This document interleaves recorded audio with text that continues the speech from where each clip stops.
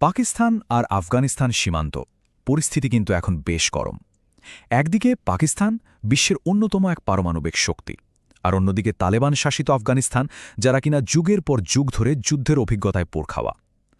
তো যদি এই দুই দেশের মধ্যে একটা পুরোদস্তুর যুদ্ধ লেগেই যায়, তাহলে কে জিতবে? চলুন এই ব্যাপারটার গভীরে গিয়ে দেখি।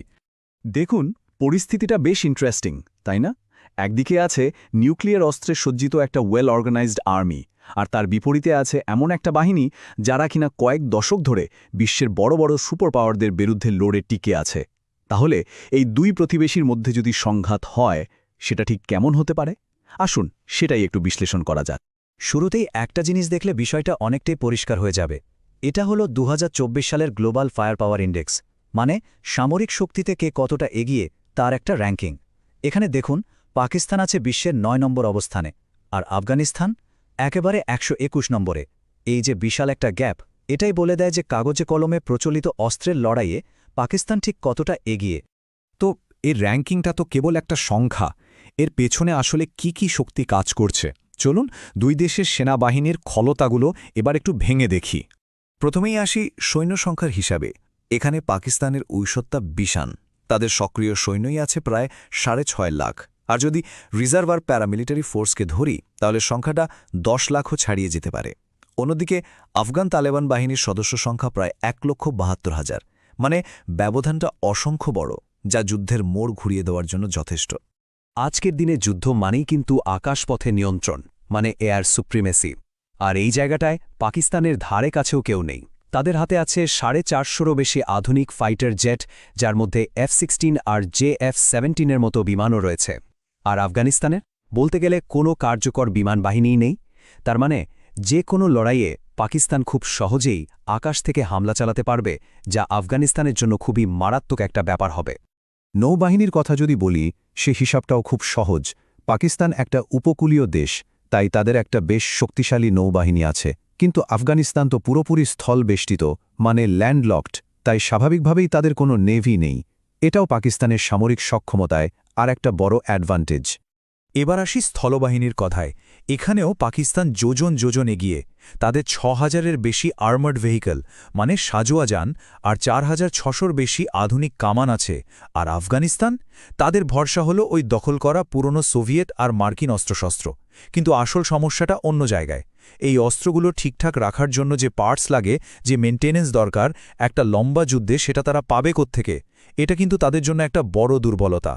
এখন এমন একটা ফ্যাক্টরের কথা বলবো যেটা আসলে সব হিসাব নিকাশ এক মুহূর্তে বদলে দিতে পারে। এটা হলো পাকিস্তানের হাতে থাকা সবচেয়ে বড় তুরুপের তাস। হ্যাঁ, ঠিকই ধরেছেন। পাকিস্তানের কাছে আছে প্রায় 170টা নিউক্লিয়ার ওয়ারহেড। এটা এমন একটা ক্ষমতা যার কোনো জবাব আফগানিস্তানের কাছে নেই। যদিও এটা প্রায় নিশ্চিত যে প্রচলিত যুদ্ধে এই অস্ত্র ব্যবহার হবে না, কিন্তু তারপরও এটা পাকিস্তানের জন্য একটা অসম্ভব বড় কৌশলগত আর মনস্তাত্ত্বিক সুরক্ষা হিসেবে কাজ করে। কিন্তু এখানেই গল্পে একটা বড় কিন্তু চলে আসে। আচ্ছা, এই যে এত পরিসংখ্যান, এত আধুনিক অস্ত্রশস্ত্র, এগুলোই কি আসলেই জয় এনে দিতে পারে, বিশেষ করে যখন প্রতিপক্ষটা আফগানিস্তান? কারণ পরিসংখ্যানের বাইরেও আফগানিস্তানের এমন কিছু শক্তি আছে যা কোনো র্যাঙ্কিং দিয়ে মাপা যায় না। আর সেটা হলো তাদের ভূগোল, তাদের ভূখণ্ড, আর গেরিলা যুদ্ধে তাদের কয়েক দশকের অভিজ্ঞতা। এই কথাটা কিন্তু খুব সত্যি।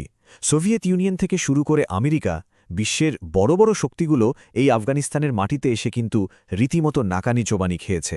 ইতিহাস এটাই বলে যে আফগানিস্তানে যুদ্ধ জেতা আর সেই দেশটা দখল করে রাখা দুটো সম্পূর্ণ আলাদা জিনিস। তাহলে আফগানিস্তানের আসল শক্তিটা কোথায়? প্রথমত, তাদের ওই দুর্গম পাহাড়ি এলাকা, যা যে কোনো আক্রমণকারী বাহিনীর জন্য একটা দুঃস্বপ্ন। এরপর আছে দশকের পর দশক ধরে পরাশক্তিদের বিরুদ্ধে গেরিলা যুদ্ধ করার অভিজ্ঞতা। আর সবচেয়ে বড় কথা, স্থানীয় ভূখণ্ড সম্পর্কে তাদের যে জ্ঞান, সেটা বাইরের কোনো সেনাবাহিনীর পক্ষে পাওয়া প্রায় অসম্ভব। তো একদিকে পাকিস্তানের আধুনিক মিলিটারি পাওয়ার, আর অন্যদিকে আফগানিস্তানের গেরিলা যুদ্ধের অভিজ্ঞতা। এই দুটোকে এক করলে শেষ পর্যন্ত কি দাঁড়ায়? চলুন ফাইনাল ভার্ডিক্টটা দেখে নেওয়া যাক। এই ছকটা দেখলেই কিন্তু পুরো ছবিটা পরিষ্কার হয়ে যাবে। দেখুন, কনভেনশনাল বা সামনাসামনি যুদ্ধে, বিশেষ করে আকাশ আর সমুদ্রে, পাকিস্তান পরিষ্কার বিজয়ী। কিন্তু যুদ্ধটা যদি লম্বা হয় আর আফগানিস্তানের মাটিতে গেরিলা কৌশলে গড়ায়, তখন কিন্তু খেলাটা পুরোপুরি ঘুরে যাবে। হোম গ্রাউন্ড অ্যাডভান্টেজ মানে নিজেদের মাঠে খেলার সুবিধাটা পুরোপুরি আফগানিস্তানের পক্ষে থাকবে।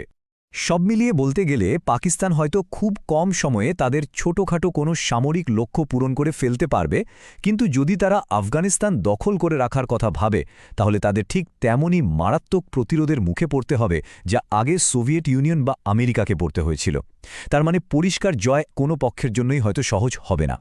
তাহলে শেষ পর্যন্ত প্রশ্নটা এটাই থেকে যায়, যদি সত্যি একটা যুদ্ধ বেঁধে যায় যেখানে দুই পক্ষের শক্তি আর কৌশল এত আলাদা, সেখানে এই সংঘাতে জয় বা বিজয় জিনিসটা দেখতে আসলে কেমন হবে, এর উত্তরটা শায়দ এত সহজ নয়।